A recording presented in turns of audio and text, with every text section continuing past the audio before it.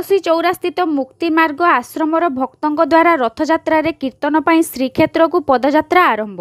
स्थानीय तुलसी चौरा स्थित मुक्तिमार्ग आश्रमर भक्तों द्वारा रथयात्रा कीर्तन पर श्रीक्षेत्र धाम पुरी को पदयात्रा करिसेंती।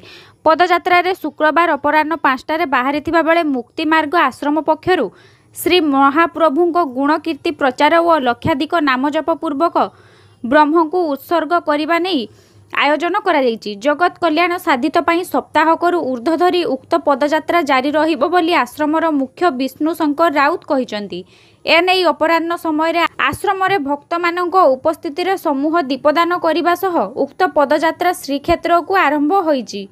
तेबे तांकर एहिपरि जगत मंगल कीर्तन करी पूरी पदयात्रा को समस्ते खूब प्रशंसा करिसंती। बाटसारा अन्य भक्तों सहित नाम कीर्तन करी जाई रथयात्रा रे श्रीक्षेत्र रे तीन दियों निकट में गुहारी जणाइबे बोली कहिसंती। विष्णु शंकर राउत मुक्तिमार्ग आश्रम बारिपदा।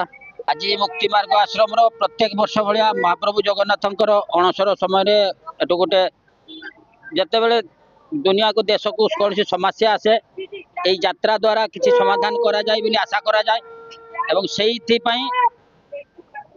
पदयात्रा बारिपदारू पूरी जगन्नाथ महाप्रभु पर्यंत पदयात्रा करा जाए एवं से पदयात्रा रे बहु प्रकार नाम जप तप जहाँ सब करिकी महाप्रभु पाखे समर्पण करा जाए एवं किछि किछि बड़ बड़ असुविधा लाघव होइछि भले हमको लागे एवं से यात्रा ए वर्ष जारी रखी आमे 7 ରୁ 8 दिन भितर पूरी पहुँचवाई चेष्टा चलाऊ एवं पहुँची भी जाऊ।